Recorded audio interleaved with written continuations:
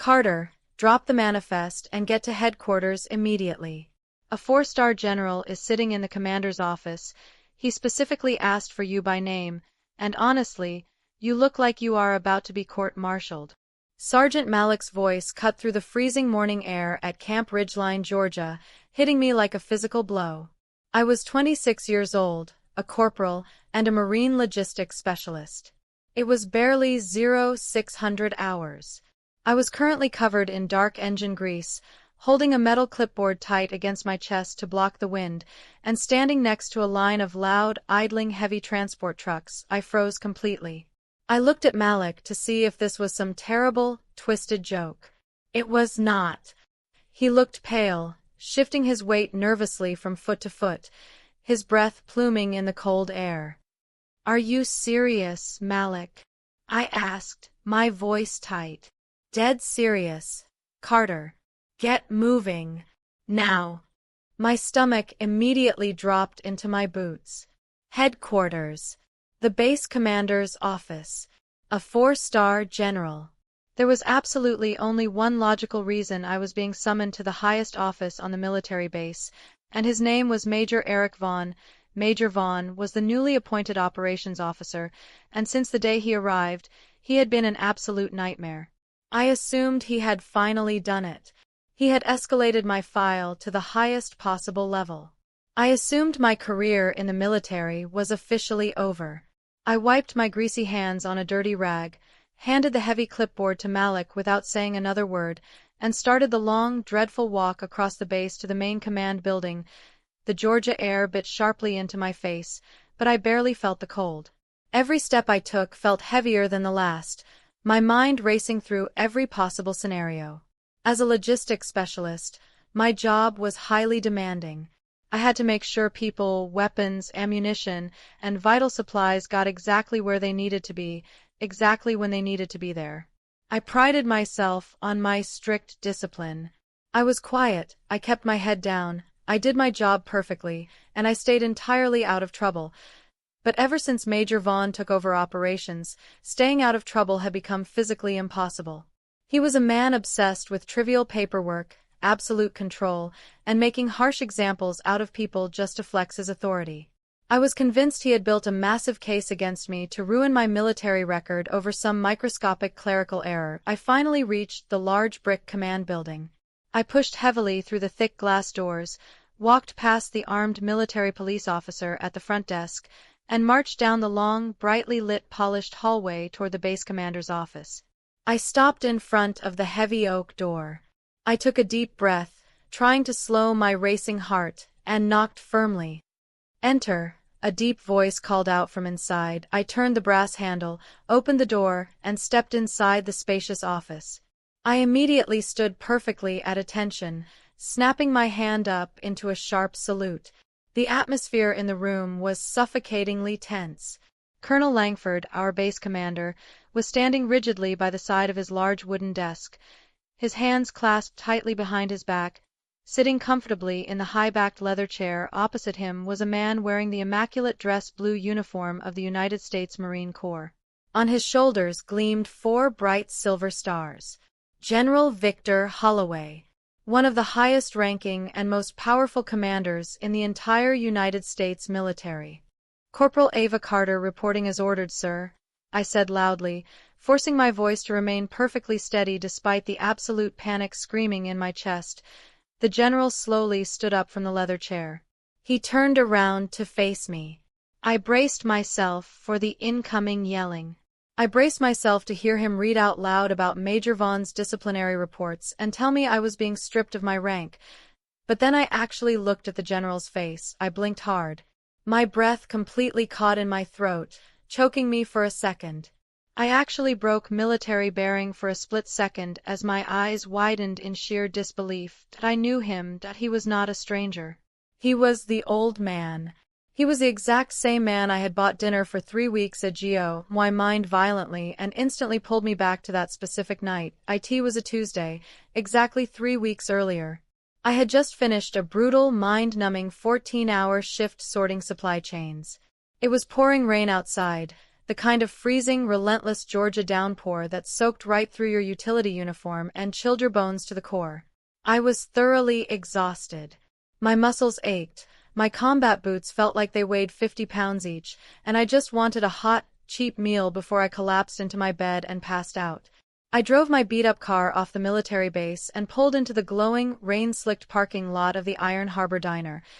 The Iron Harbor Diner was a popular local spot, heavily frequented by military personnel from the base. It was nothing fancy at all.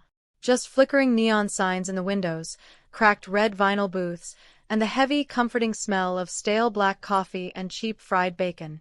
When I pushed the door open and walked in, the little brass bell above the door jingled loudly. The place was warm and packed.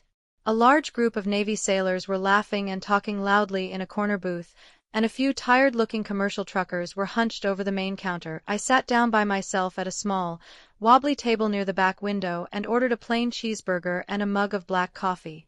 I ate the food in complete silence, just staring blankly out the rain-streaked window, watching the cars drive by.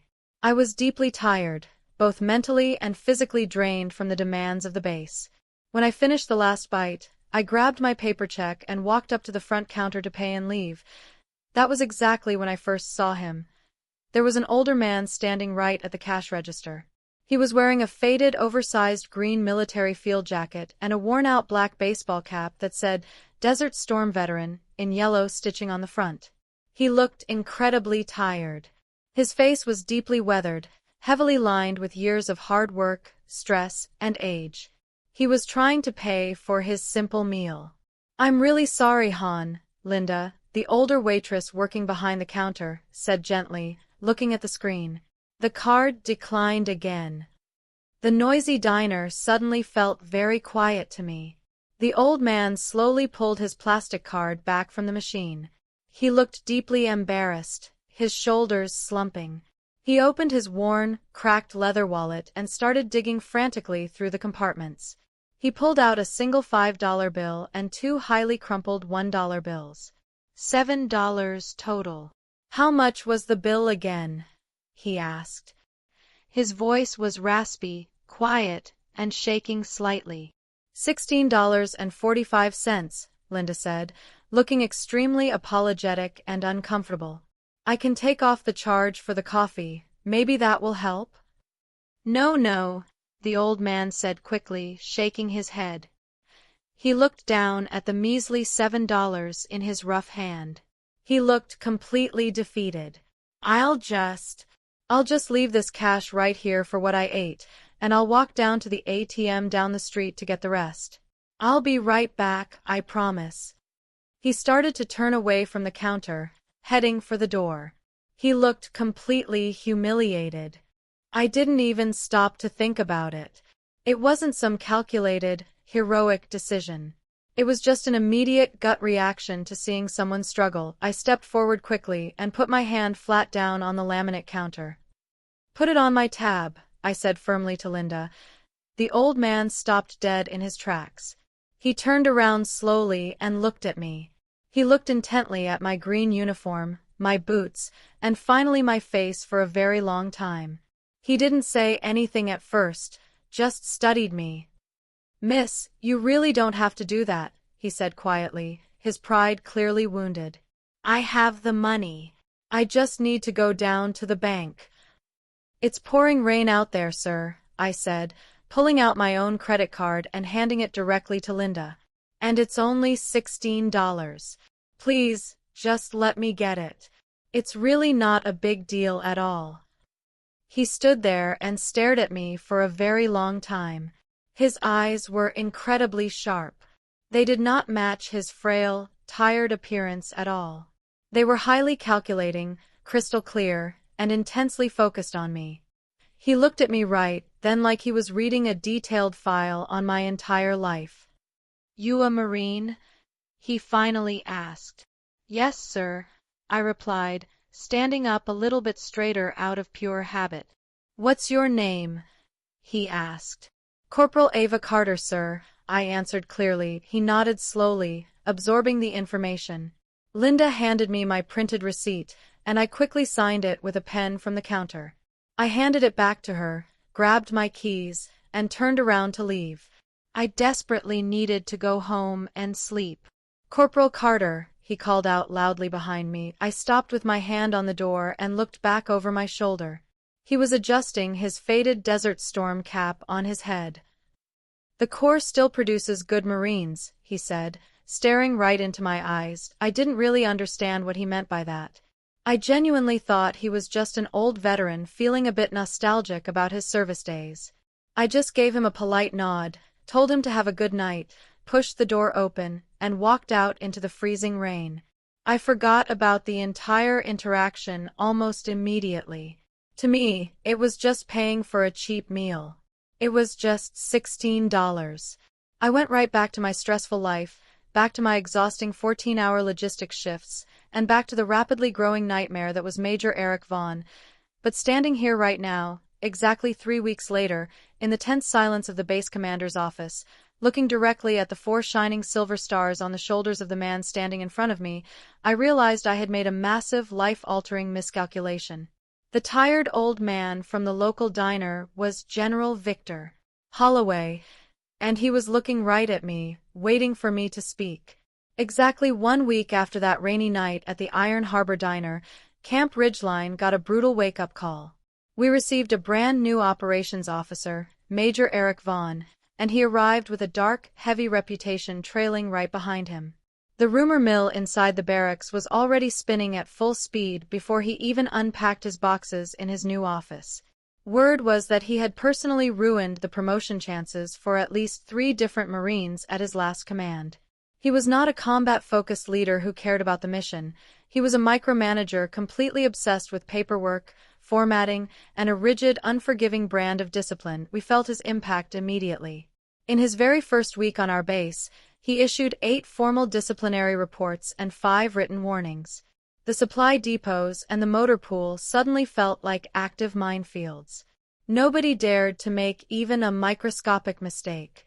You did not just double-check your daily work, you triple-checked it and prayed he did not find a reason to hate the font you used.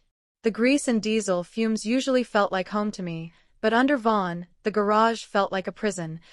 Then came the Friday morning unit briefing. We were all packed into the staging room, about 30 logistics and supply Marines standing stiffly at parade rest. Major Vaughn walked in. He was a tall man with a sharp uniform and a permanent scowl on his face. He did not introduce himself properly or talk about teamwork. He just started tearing into the unit's efficiency metrics. "This job requires precision, not excuses," Vaughn said loudly, pacing the front of the room. He stopped pacing and let his eyes scan the crowd until they landed directly on me. He held eye contact for an uncomfortably long time, especially from Marines trying to prove something. The silence in the room was deafening. Everyone around me completely understood exactly what he meant. He had a well-known bias against female Marines, especially those of us working in heavy logistics. He did not think we belonged in the motor pool, and he made it his personal mission to filter us out through impossible standards. I kept my mouth shut and my eyes locked straight ahead, but I knew a massive target had just been painted on my back. It did not take long for him to pull the trigger. During a routine audit a few days later, I was filing the weekly logistics report. It was a massive spreadsheet with hundreds of line items tracking vehicle parts. I made a tiny clerical error. One single number for a basic inventory code was off by exactly 1 unit. It did not affect the physical count at all, and it certainly did not affect the supply chain. It was a simple, harmless typo on a piece of paper, but within 2 hours, Vaughn called me directly into his office. When I reported, he slid the printed page across his desk, the single digit circled heavily in red ink. "Maybe logistics is too complicated for you," he told me coldly. I stood there stiffly, explaining it was just a typo on a secondary sheet and the physical count in the warehouse was completely accurate. He completely ignored me. He pulled out a piece of paper and signed it with heavy, aggressive strokes. It was a formal disciplinary entry. My stomach instantly dropped into my boots. In the military, A formal entry in your permanent jacket over something this small was devastating. It was the kind of petty black mark that could completely block my upcoming promotion and permanently ruin my military record. From that day forward, the pressure on me increased massively. Major Vaughn made sure I was constantly under a microscope. He assigned me the hardest, most physically grueling tasks in the motor pool and ordered me to write detailed, daily progress reports directly to him. I was hauling heavy tractor tires across the frozen asphalt for 12 hours straight, only to be told my inventory checklist was unacceptable because I used the wrong margin spacing. If a report was formatted slightly wrong, he made me do it over, and my supervisor, Sergeant Malik, saw exactly what was happening. We were standing by the fuel points one afternoon when he pulled me aside. "He's trying to break you," Malik warned me quietly, looking around to make sure Vaughn wasn't nearby. "He wants you to snap, so he has a legitimate reason to kick you out. You cannot give him the satisfaction." "I am trying, Sergeant," I said, wiping oil off my face. "But I cannot even breathe without him demanding an update." It was not just me suffering. The entire unit started fracturing under the stress of his toxic leadership. The atmosphere in the motor pool was pure fear. One young Marine got formally disciplined just for being 2 minutes late to morning formation. Under previous command, that was just a quick verbal warning. Vaughn restricted him to base for weeks. Another Marine was written up simply because he used the wrong date format on a piece of routine maintenance paper. Unit morale plummeted straight into the ground. Everyone was just trying to survive the week. I kept my head down, doing every grueling task he threw at me perfectly. But the stress was eating me alive. I was exhausted, my hands were permanently blistered, and I was running on maybe 3 hours of sleep a night. Every time I saw his vehicle pull into the lot, my chest tightened. I seriously considered drafting my resignation papers. And then, this morning happened. Sergeant Malik ran up to me by the idling trucks and told me headquarters wanted me immediately. Walking to the command building, I was absolutely certain Major Vaughn had finally escalated my file to get me officially kicked out. But instead, I was standing in the base commander's office, staring in absolute shock at General Victor Holloway. The room was completely silent. The general just stood there, his sharp eyes locked onto mine. My brain could barely process that the tired old man from the diner was the most powerful person on this base. "Do you remember me?" the general asked, his voice calm but commanding. "Yes, sir," I replied, keeping my military bearings strict.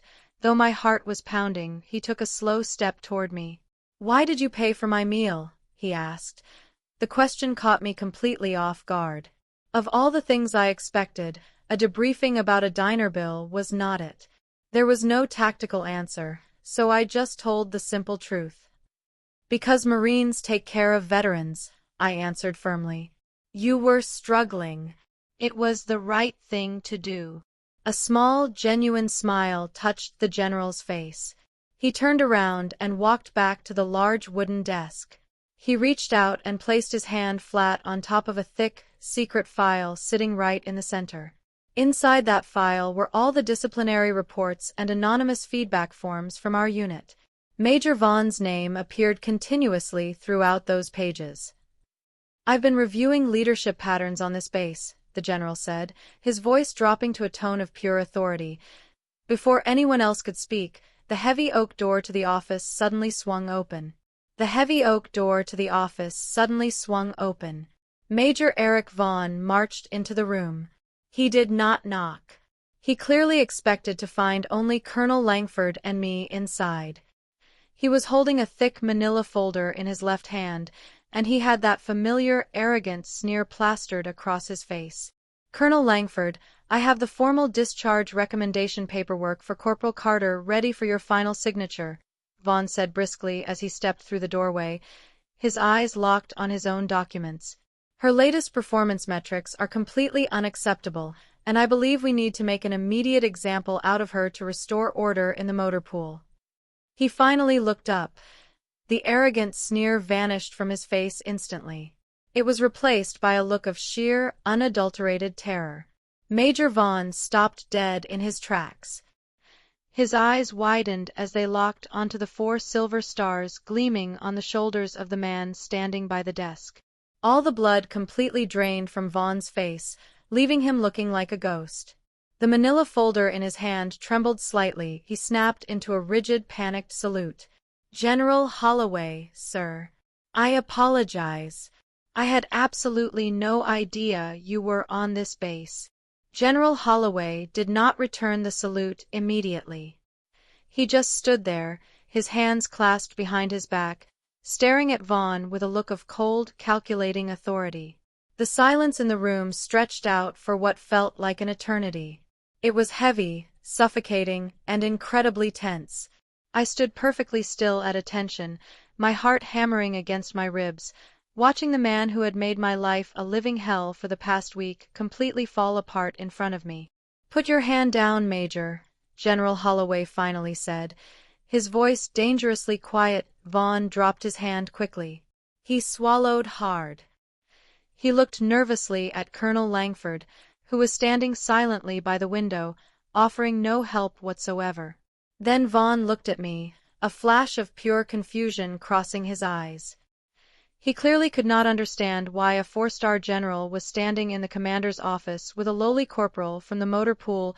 General Holloway slowly picked up the thick file from the center of the desk. He flipped it open. He did not look angry. He looked profoundly disappointed, which was somehow much worse. "Major Vaughn," the general started, reading a piece of paper in the file. "I have spent the last 48 hours conducting a comprehensive review of the leadership patterns and disciplinary metrics across Camp Ridgeline. I pay very close attention to how my officers treat their enlisted personnel. Your name seems to be the only one consistently crossing my desk." Vaughn stiffened. "Sir, I was recently assigned as the operations officer here.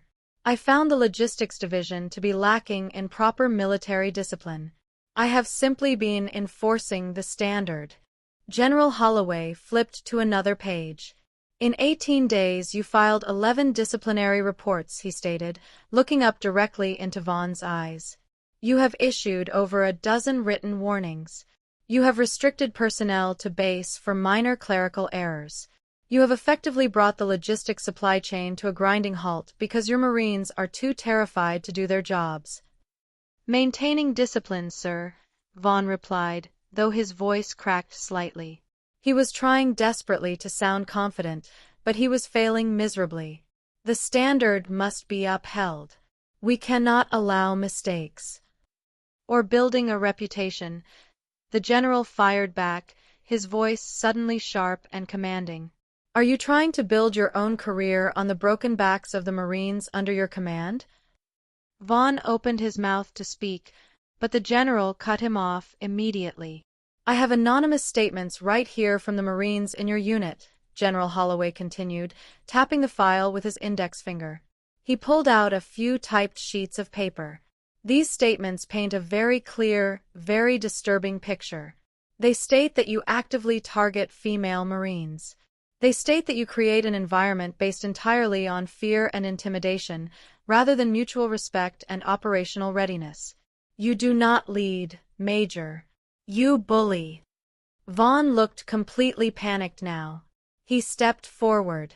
"Sir, those statements are completely fabricated by subordinates who resent being held accountable.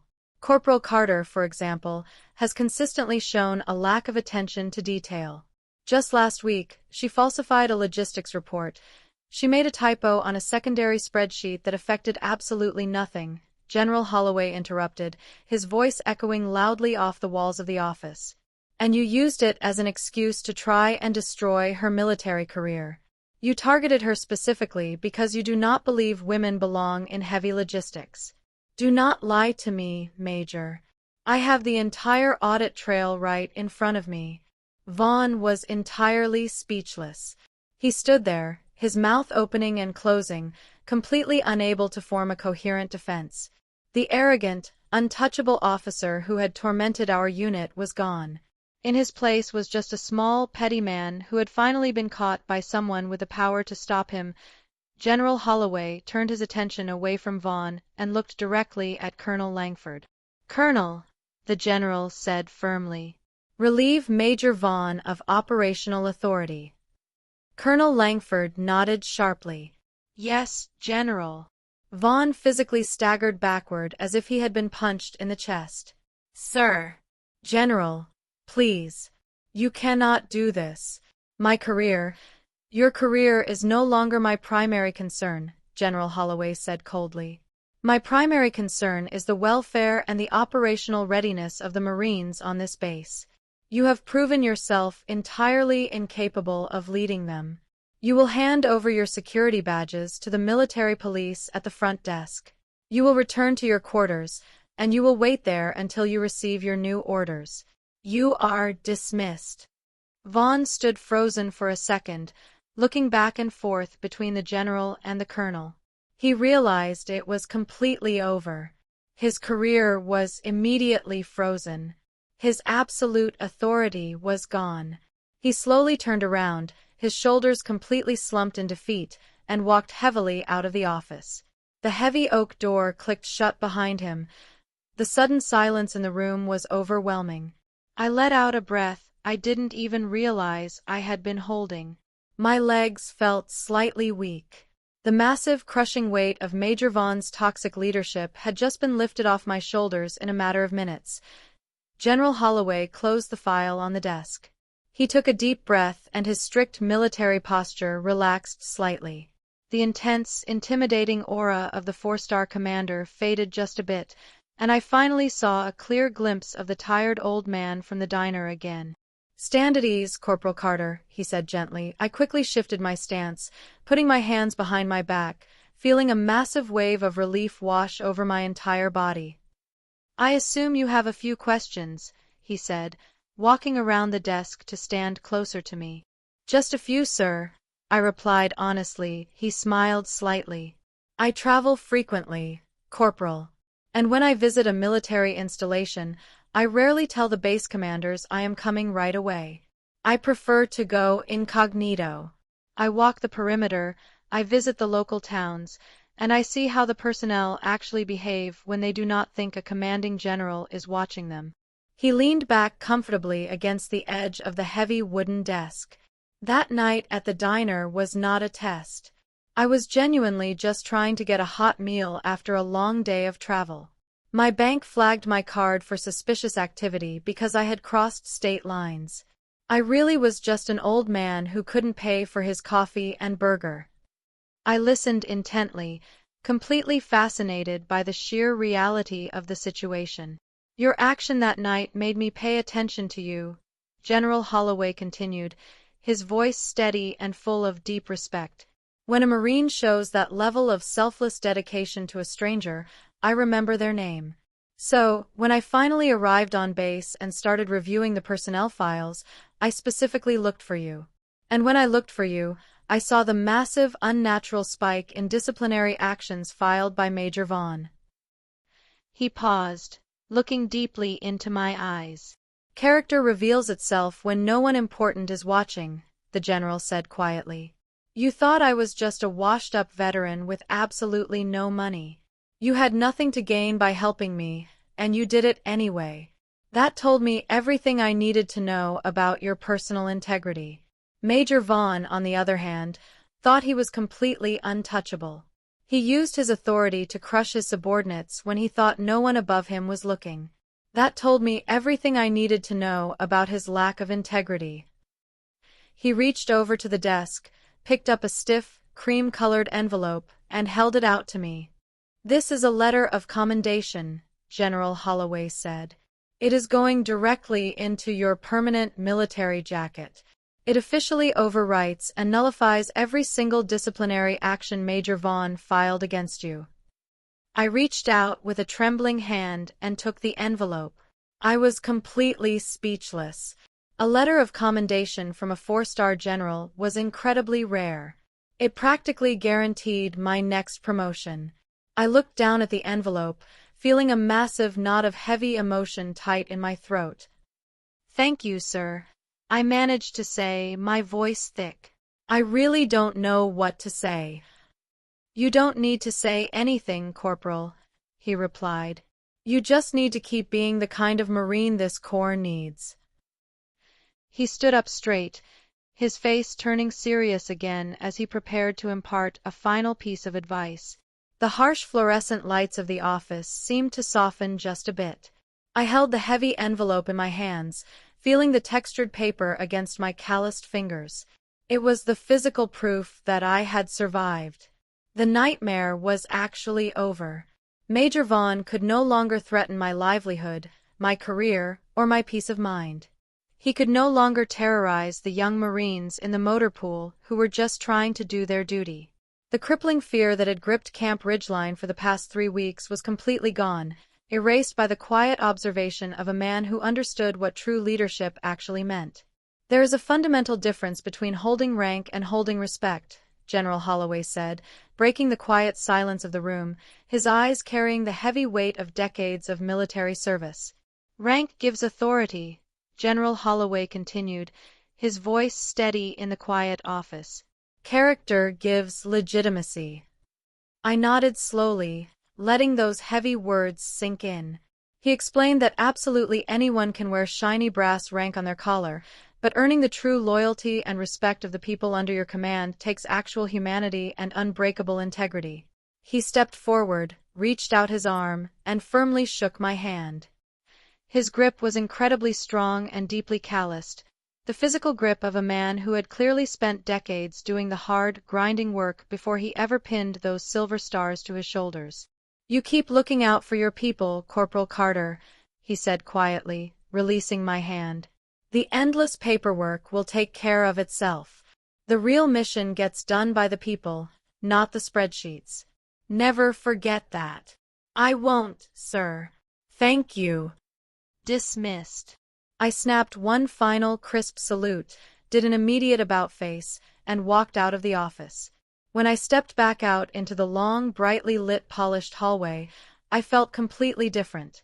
The crushing, suffocating weight that had been physically pressing down on my chest for the past 3 weeks was completely gone. I still held the thick, cream-colored letter of commendation tight in my left hand. I looked down at it to make sure it was real. I hadn't imagined any of this. It was actually over. I pushed heavily through the thick glass doors of the command building and walked back out into the freezing Georgia morning. The wind was still biting at my face, but I barely noticed the cold at all. I walked the half-mile back to the motor pool with a completely clear head and steady breathing. When I finally walked into the main garage, Sergeant Malik was standing exactly where I had left him, holding his metal clipboard tight against his chest, staring anxiously at the door. When he saw me walking in completely alone, without any military police escorting me to pack my bags, his shoulders visibly dropped in sheer relief. He hurried over to me, quickly navigating around a massive, loudly idling transport truck. "Carter," he said, keeping his voice very low. "What exactly happened?" I just saw Major Vaughn practically sprinting to his car, and he looked like he was about to throw up. He didn't even yell at the guard at the main gate. I took a deep breath, smelling the familiar, comforting scent of diesel fuel and heavy grease. I looked around the large, drafty garage at the dozens of Marines working on the vehicles.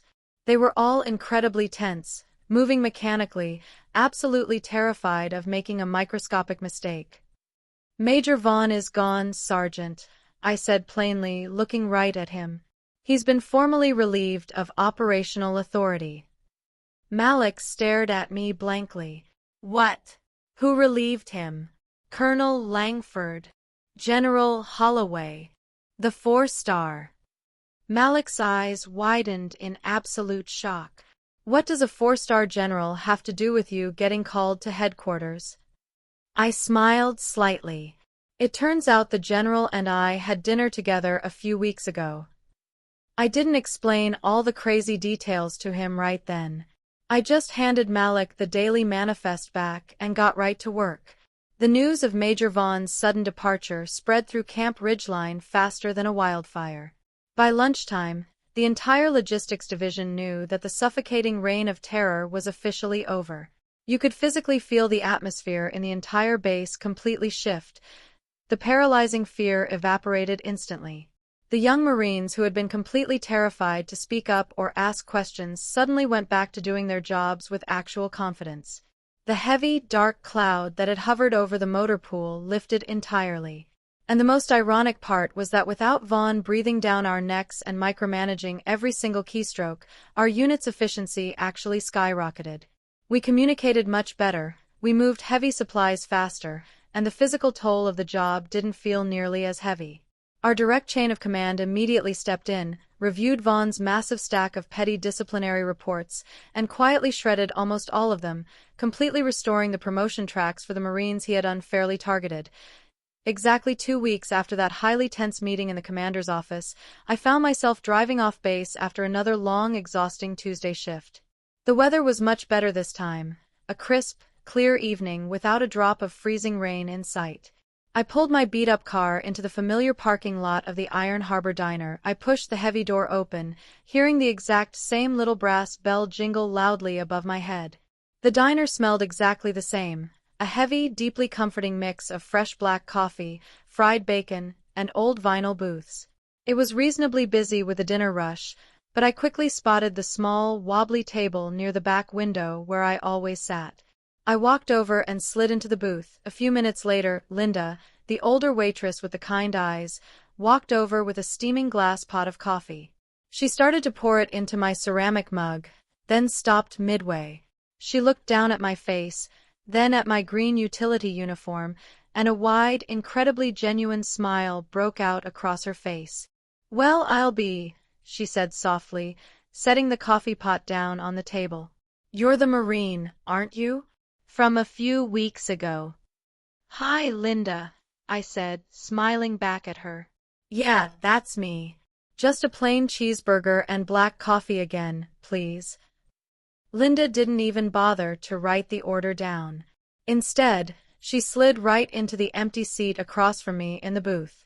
She looked at me intently, her hands folded flat on the laminate table. "I've been really hoping you would come back in here," she said, her voice dropping to a conspiratorial whisper. "I really wanted to tell you what happened." "What happened?" I asked, genuinely curious. "That older gentleman you bought dinner for," she said, shaking her head slightly in pure disbelief. "The one with the worn-out jacket and the declined card." "I know him," I said quietly. "Well, the very next morning after you paid his $16 tab, he walked right back through those front doors," Linda said, pointing a finger toward the diner's entrance. "He was still wearing those exact same plain clothes. He walked straight up to the register, pulled out a thick stack of cash, and handed me his credit card too. He told me to keep the card open and use the cash for all the tips."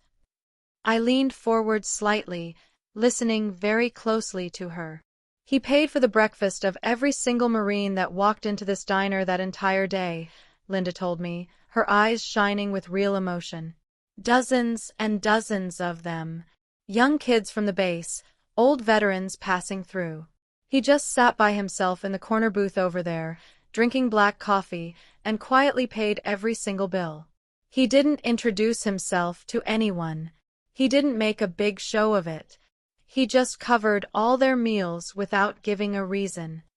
I sat back against the red vinyl seat, fully absorbing this information. The image of the four-star general sitting quietly in a cheap local diner, buying breakfast for young privates and corporals, perfectly aligned with everything I had learned about him. "I asked him why he was doing it," Linda continued, wiping a stray drop of coffee off the table with a rag. "I told him it was going to cost him a small fortune. He just smiled at me. He looked over at the front door and he said, 'A young woman in here last night reminded me exactly what the Corps stands for.'" Linda paused for a second, letting the powerful words hang in the air. "I'm just paying her investment forward," he told me, Linda added. She patted the table gently, stood up, and grabbed her coffee pot. "Your burger is completely on the house tonight, honey. Don't even try to argue with me." She walked away toward the kitchen before I could say a single word. I sat alone in the quiet hum of the diner, wrapping my cold hands around the warm ceramic mug. I looked out the window at the passing headlights on the dark Georgia road. I thought about absolutely everything that had happened over the last month. I thought about the crushing exhaustion, the petty tyranny of Major Eric Vaughn, and the absolute despair I had felt standing out in the freezing motor pool. I thought about how close I had come to just giving up and letting a toxic leader push me out of a career I deeply loved. And then I thought about that one, completely split-second decision. Putting my hand down on the counter. Saying, "Put it on my tab." It was just $16. It was just a tired old man who needed a break. It was nothing more than basic human decency, but I finally understood the sheer gravity of it. That one small, quiet act of decency had triggered a massive chain reaction I could never have predicted. It had exposed a critical failure in military leadership. It had permanently altered the destiny of an abusive officer. It had completely protected my entire logistics unit from being systematically broken down. And most importantly, it had proven to the absolute highest levels of military command that the fundamental core values of the Marine Corps, loyalty, integrity, and taking care of your own, were still very much alive and well in the lower ranks. Driving back to Camp Ridgeline that night, the heavy iron gates of the military base didn't look like the entrance to a prison anymore. They looked like home. The guards waved me through, and as I drove past the motor pool, I saw the bright floodlights shining down on the heavy transport trucks. I knew exactly what awaited me the next morning: thick engine grease, heavy lifting, and endless logistics manifests. But I didn't dread it anymore. I welcomed it. I knew that I belonged here. I knew that the people I worked with had my back, and I had theirs. When I woke up the next morning at the Marine base of Camp Ridgeline in Georgia, the freezing air didn't bother me at all. For the first time since Major Eric Vaughn had arrived as our new operations officer, I wasn't completely dreading the long walk to the motor pool. The heavy, suffocating anxiety that had been physically crushing my chest for weeks was completely gone. I was a 26-year-old marine logistics specialist, and I finally felt like I was actually allowed to do my job again without constantly looking over my shoulder. I walked into the massive, drafty garage just before 0600 hours. The familiar, comforting smell of diesel fumes and heavy engine grease hit my face immediately. Sergeant Malik was already standing there by the staging area, holding his usual metal clipboard, but he wasn't pacing nervously or looking stressed. He was leaning against the massive tire of a heavy transport vehicle, drinking coffee and laughing out loud with a few of the diesel mechanics. The entire atmosphere of the unit had fundamentally shifted overnight. The deep fractures in our unit were already starting to heal. Private Miller was standing near the secure tool cages, looking completely relieved. Just a few days ago, he had been formally disciplined and severely restricted to the military base simply for being 2 minutes late to morning formation. Under Major Vaughn's obsessive, paperwork-driven regime, Miller had been terrified that his entire military career was over before it even really started. But this morning, his base restriction had been quietly and officially lifted by our direct chain of command. Another Marine, who had been brutally written up for using the wrong date format on a routine maintenance sheet, was back to working on the supply manifests with actual confidence. The sheer paralyzing fear that had gripped the logistics unit was completely evaporating. "Carter, get over here," Malik called out loudly, waving me over to the idling transport truck. I walked over, wiping my dirty hands on my green utility trousers. "Morning, Sergeant. What is the actual plan for today?" "The plan is to actually get some real work done for a change," Malik said, a massive, genuine grin spreading across his face. "Command just sent down the official word. Major Vaughn is completely out of the picture. He has been entirely stripped of all operational authority and is sitting in his quarters awaiting transfer. The Colonel's administrative office went through his desk late last night. They took every single petty disciplinary report he filed over the last 3 weeks, reviewed them all, and threw almost every single one straight into the shredder. We are hitting the massive reset button today." Hearing it confirmed out loud felt absolutely incredible. Vaughn had aggressively built a dark reputation on crushing his subordinates, actively targeting female Marines, and creating a highly toxic environment based entirely on fear. He had looked me right in the eye and arrogantly told me that logistics was too complicated for me just because of a single misplaced digit on a secondary spreadsheet. He had desperately tried to break me.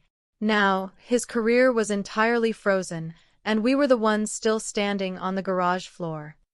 I also have something else I need to take care of this morning, I told Malik. Reaching deep into the heavy cargo pocket of my uniform trousers, I pulled out the stiff, cream-colored envelope. It was the official letter of commendation from General Victor Holloway. Malik stared at the high-quality textured paper, his eyes going incredibly wide. He had been around long enough to know exactly how rare and powerful a document like that was from a four-star commander. You really weren't kidding about having dinner with a four-star general, were you? Malik muttered, shaking his head in absolute disbelief. You need to take that directly to the S1 administration building right now. Get that formally filed into your permanent record jacket before someone spills engine oil on it. That letter is going to completely erase that ridiculous write-up Vaughn gave you, and it will basically guarantee your promotion to sergeant. I nodded, carefully putting the thick envelope back into my pocket. I walked across the cold base to the administrative headquarters. The S1 office was usually a miserable, highly bureaucratic place to visit, filled with bored clerks who absolutely hated processing paperwork. I walked up to the front counter and handed the envelope to a young lance corporal sitting behind the desk. He looked highly annoyed to be handed more paperwork this early in the morning. He opened the envelope lazily, pulled out the thick paper, and started reading. I watched his tired eyes scan down the page until he reached the signature block at the bottom. His posture changed instantly.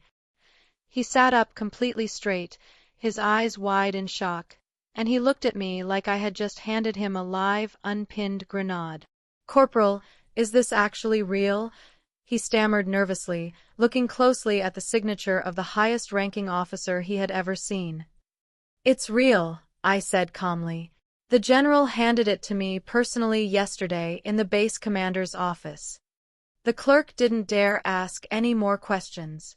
He immediately stood up, walked quickly over to a heavy digital scanner, and carefully scanned the document, entering it directly into my official military file. Just like that, the ugly petty black mark that Major Vaughn had aggressively tried to stain my record with was completely gone. In its place was an official commendation from one of the most powerful men in the entire United States military, highly praising my personal integrity and my strict dedication to the core values of the Marine Corps. When I walked back to the motor pool, the real, grinding work began. We had a massive, overwhelming backlog of supply requests to fulfill because Vaughn's insane micromanagement had effectively brought the entire logistic supply chain to a grinding halt. Now that the bureaucratic chains were completely off, we moved with absolute precision and speed. I spent the next 10 hours doing exactly what I did best.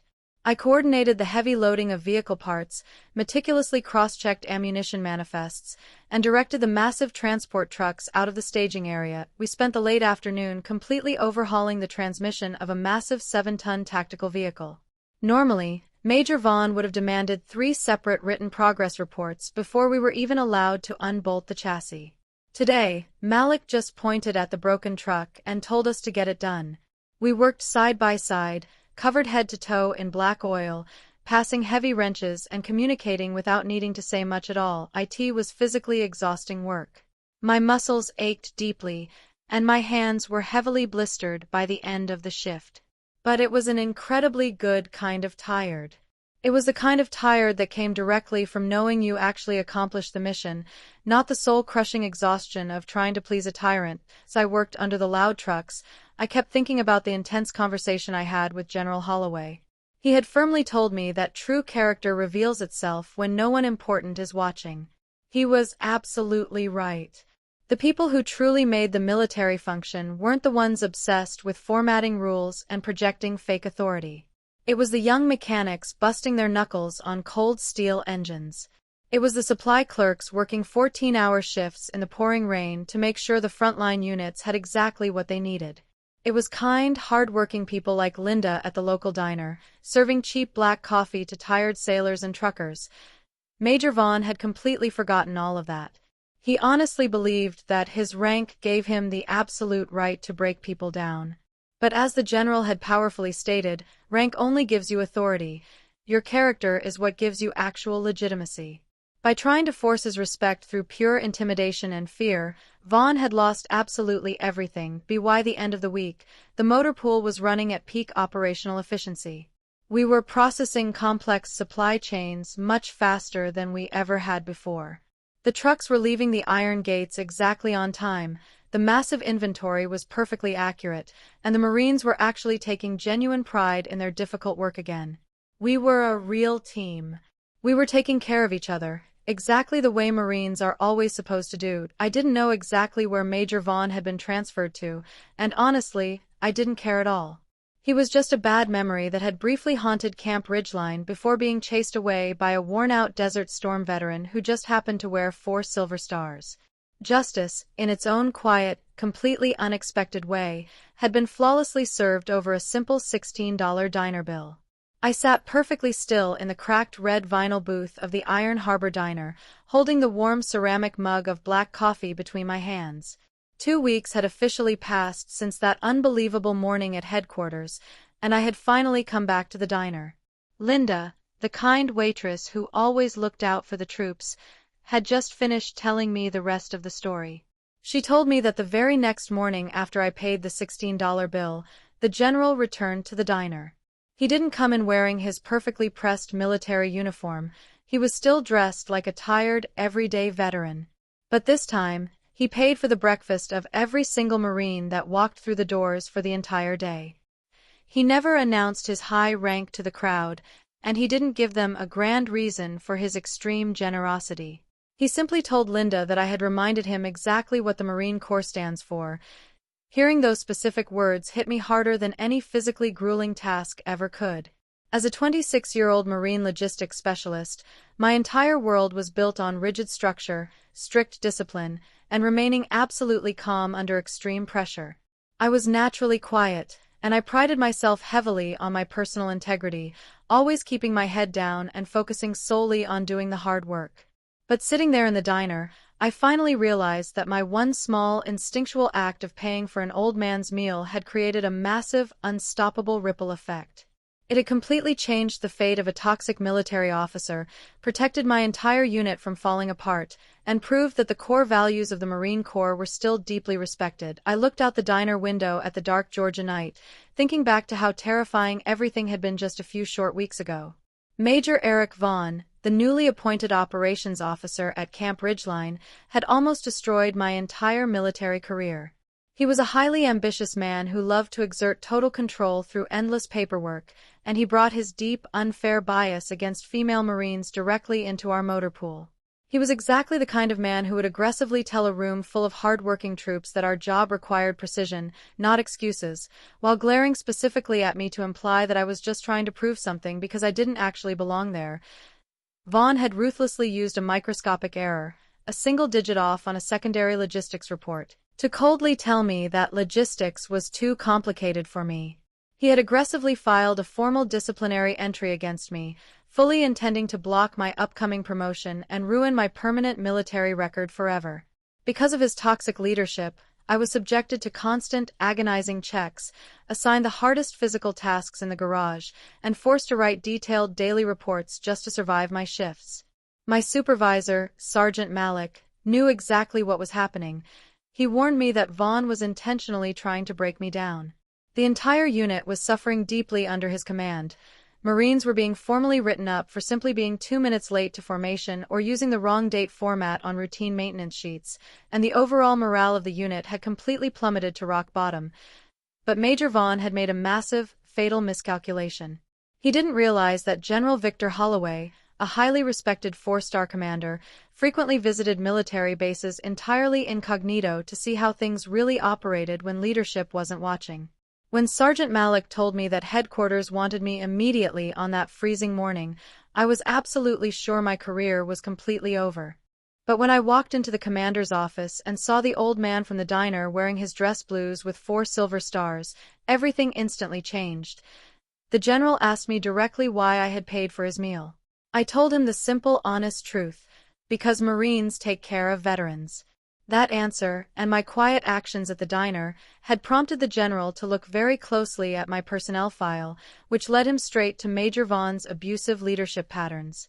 The general had compiled a secret file filled with Vaughn's petty disciplinary reports and anonymous feedback from Marines who explicitly stated Vaughn targeted female Marines and ruled the unit through absolute fear. I will never, ever forget the sheer look of terror on Major Vaughn's face when he walked into that office and saw the four-star general standing there. In just 18 short days, Vaughn had aggressively filed 11 formal disciplinary reports, desperately claiming he was simply maintaining standard military discipline. But the general saw right through his lies, sharply asking if he was actually just building his own career reputation on the backs of his Marines. The general immediately ordered Colonel Langford to relieve Major Vaughn of his operational authority, instantly freezing the toxic major's career right on the spot. Before I left the office that incredible day, General Holloway gave me a highly coveted letter of commendation and told me that true character reveals itself when no one important is watching. He looked me right in the eye and delivered a leadership lesson I will carry for the rest of my life and pass down to every Marine I ever lead. Rank gives authority. Character gives legitimacy. I took a slow, deep sip of my black coffee. The diner was still buzzing loudly with the comforting, familiar sounds of Navy sailors and commercial truckers. For the first time in over a month, I felt a profound, heavy sense of true peace. The suffocating anxiety was completely gone. I was Corporal Ava Carter, and I knew exactly who I was, what I stood for, and why I wore this uniform.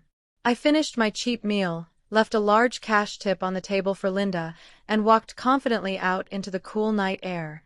The military base was waiting for me, and for the first time in a very long time, I was genuinely excited to get back to the motor pool and do the hard work. Driving my beat-up car back down the dark Georgia roads toward Camp Ridgeline, I rolled the windows down and let the crisp wind hit my face. The massive iron gates of the military installation finally came into view, illuminated by bright halogen security lights.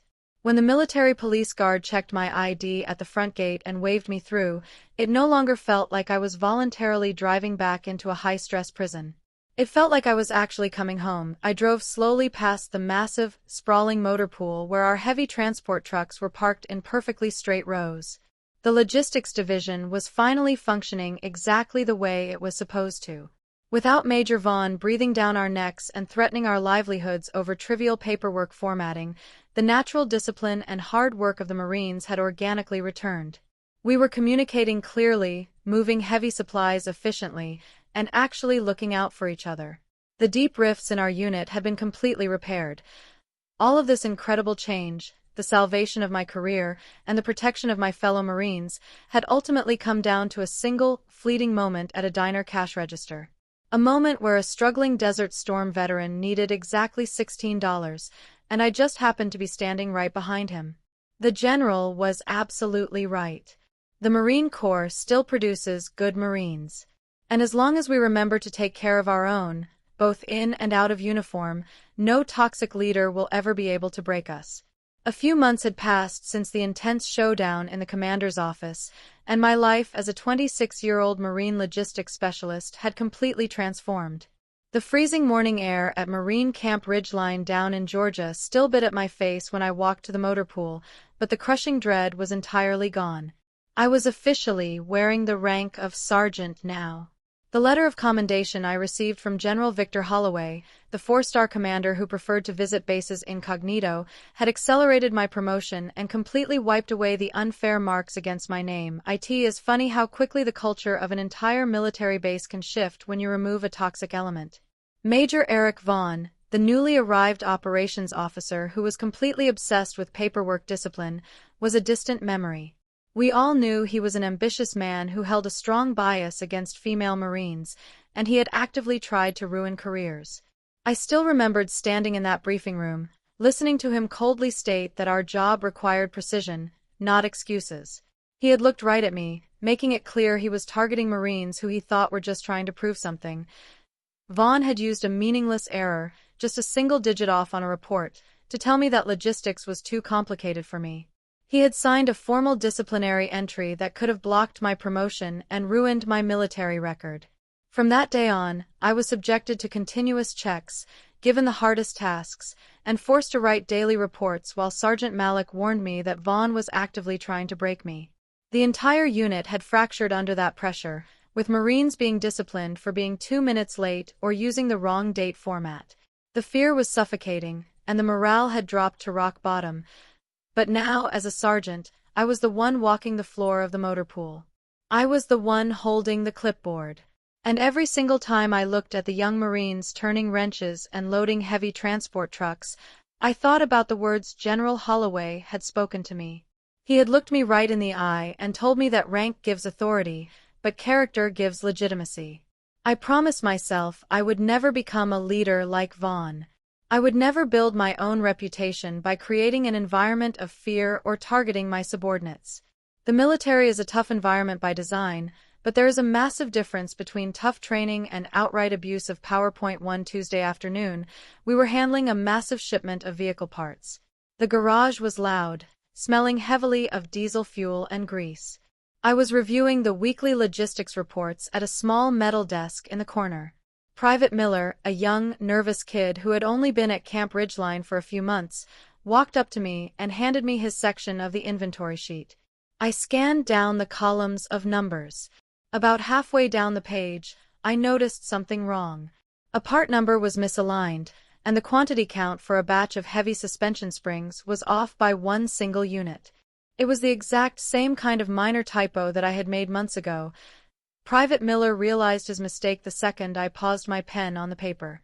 He physically stiffened. He had heard all the horror stories about Major Vaughn. He probably expected me to start screaming at him, to tell him he was incompetent, and to draft up a formal written warning right on the spot. I looked up at him. His face was pale, and he looked terrified that his career was about to take a massive hit over a careless keystroke. I set my pen down. I didn't yell. I didn't threaten him. Miller, I said quietly, tapping the paper. You have a single digit off right here on line 42. If this gets sent up to command, it throws off the digital inventory for the entire month. Go back to the staging area, physically count the suspension springs in the crate one more time, and bring me a corrected sheet before the end of the shift. He blinked at me, almost not believing what he was hearing. That's it, Sergeant. You just want me to recount it. That's it, I replied, handing the clipboard back to him. Precision matters, Miller. But we fix our mistakes by doing the work right, not by writing each other up over a typo. Go get it done. Yes, Sergeant. Thank you, Sergeant, he said quickly, grabbing the clipboard and practically sprinting back across the garage floor to fix the inventory. I watched him run off, feeling a deep sense of satisfaction. That is what actual leadership looks like. You correct the mistake, you teach the standard, and you let your people get back to work without destroying their confidence. General Holloway had understood that perfectly. He had spent his entire career taking care of his people, which was exactly why he commanded so much respect. The general knew that true character reveals itself when no one important is watching. When my shift finally ended that evening, I drove off the base. I didn't go straight home. I found myself driving down the familiar road toward the Iron Harbor Diner. It was the exact same spot where this entire crazy journey had started. When I walked through the doors, the brass bell jingled, and the heavy smell of black coffee and frying bacon hit me immediately. The place was packed with loud Navy sailors and tired workers, just like it always was. I sat down at my usual wobbly table near the window. Linda, the waitress, brought me a mug of hot coffee without me even having to ask. I wrapped my hands around the warm ceramic and looked over at the front cash register. In my mind, I could still clearly see the old man standing there, wearing his faded Desert Storm veteran hat. I could still feel the heavy, uncomfortable silence in the room when his card was declined and he realized he only had $7 in his wallet to cover a $16 bill. I remembered him looking completely defeated, ready to walk out into the pouring rain. And I remembered stepping forward, acting purely on instinct, and telling Linda to put it on my tab. "Are you a Marine?" he had asked me, his sharp eyes studying my face. "Yes, sir," I had replied, telling him my name was Corporal Ava Carter. Before he walked out the door, he had looked at me and said, "The Corps still produces good Marines." I didn't understand it at the time, thinking he was just a nostalgic veteran. I had absolutely no idea that my simple action would eventually lead to a secret file being opened, exposing a toxic officer who filed 11 disciplinary reports in just 18 days. I never imagined it would lead to a 4-star general ordering Colonel Langford to relieve Major Vaughn of his operational authority, instantly freezing the man's career. I took a slow sip of my coffee. 2 weeks after the incident at headquarters, Linda had told me that the general came back to this exact diner. He had quietly paid for the breakfast of every single Marine that walked through the doors that entire day, simply telling Linda that I had reminded him what the Marine Corps stands for. Looking back at everything, the biggest lesson I learned wasn't about surviving a bad boss or navigating military bureaucracy. It was a deeply personal realization. One small action, something as simple as paying a $16 diner bill for a struggling stranger, can completely change the fate of an officer, protect an entire unit from falling apart, and prove the true value of the Marine Corps. We are all connected. How we treat each other when we think no one important is watching is the only thing that actually matters. I left a $20 bill on the table for Linda, grabbed my keys, and walked out into the cool Georgia night. I had an early shift the next morning, and for the first time in my entire career, I couldn't wait to get back to the motor pool. Exactly 2 weeks later, after the absolute chaos at headquarters had finally settled down into a normal, functioning routine, I found myself driving my beat-up car off the military base. I was heading straight back to the exact place where this entire unbelievable situation had started. I pulled into the glowing, rain-slicked parking lot of the Iron Harbor Diner. It was a Tuesday evening, just like before, but the heavy, suffocating weight that used to crush my chest every single day was completely gone. I parked my car, turned off the engine, and took a deep breath of the crisp Georgia air. I was no longer a terrified logistics specialist waiting to be unfairly kicked out of the military. I was confident, my record was completely clean, and my entire unit was finally safe. I pushed the heavy glass door open and heard the familiar brass bell jingle loudly above my head. The diner was packed, smelling exactly the same as it always did, a heavy, comforting mix of stale black coffee, fried bacon, and old vinyl booths. I walked past the front cash register, glancing at the exact spot where the old man with the faded Desert Storm hat had stood while his credit card was declined. I walked over to my usual wobbly table near the back window and sat down. Linda, the older waitress with the kind smile, spotted me immediately. She walked over, carrying a steaming glass pot of coffee, but she didn't just pour me a cup and walk away. She slid right into the empty seat across from me in the red vinyl booth. She looked at me with wide, excited eyes, wiping her hands on her apron. She told me that she had been waiting for me to come back because she had to tell me what happened. She leaned in close over the laminate table and told me that the very next morning after I had paid that $16 tab, the older gentleman came right back into the diner. He didn't come in wearing his perfectly pressed dress blue uniform or his 4 shining silver stars. He was dressed in the exact same worn-out clothes as the night before. But this time, he walked straight up to the register, handed Linda a thick stack of cash along with his credit card, and gave her a very specific instruction. He paid for the breakfast of every single Marine that walked into the diner that entire day. Linda said she watched in absolute amazement as dozens and dozens of young troops from Camp Ridgeline came in for a hot meal, only to be told their bills were completely covered. The general just sat by himself quietly in a corner booth, drinking plain black coffee, watching the young men and women eat. He never introduced himself to anyone, he never announced his high rank, and he absolutely gave no reason for his extreme generosity. When Linda finally went over to his table and asked him why he was spending so much money on complete strangers, the general just smiled at her. He looked toward the front door of the diner and simply said, "She reminded me what the Corps stands for." Sitting there in the booth, hearing Linda repeat those specific words to me, I felt a massive lump form in my throat. I looked out the diner window at the dark road, completely overwhelmed by the reality of the situation. That single sentence from General Holloway meant more to me than any medal or formal promotion ever could. I realized right then exactly how massive the ripple effect of that one rainy night had been. One small action, just a split-second decision to help a struggling veteran pay for a cheap burger, was able to completely change the fate of an officer. Major Eric Vaughn had built his entire career on crushing the people below him. He had used his power to target female Marines, he had weaponized microscopic paperwork errors, and he had created a highly toxic environment built purely on fear and intimidation. But because of a $16 diner bill, his abusive leadership was completely exposed to the highest level of command. His career was instantly frozen, and he was permanently removed from power. More importantly, that one small action was able to completely protect a unit. The logistics division at Camp Ridgeline was no longer a miserable, terrifying place to work. The young Marines who had been brutally written up for being 2 minutes late to formation or using the wrong date format were fully restored. We were back in the motor pool, covered in thick engine grease and diesel fuel, working together as a real team. We were communicating, we were moving heavy supplies faster than ever before, and we were actually looking out for each other. The paralyzing fear was gone, replaced by genuine pride and hard work. And ultimately, that quiet moment at the cash register was able to deeply prove the value of the Marine Corps. It proved that the core foundation of the military isn't about perfectly formatted spreadsheets, rigid micromanagement, or screaming at subordinates. It is about loyalty. It is about taking care of your own people, whether they are a young private making a mistake on an inventory sheet, or a tired, washed-up veteran who doesn't have enough cash to pay for his dinner. General Holloway had spent his entire life upholding that exact standard.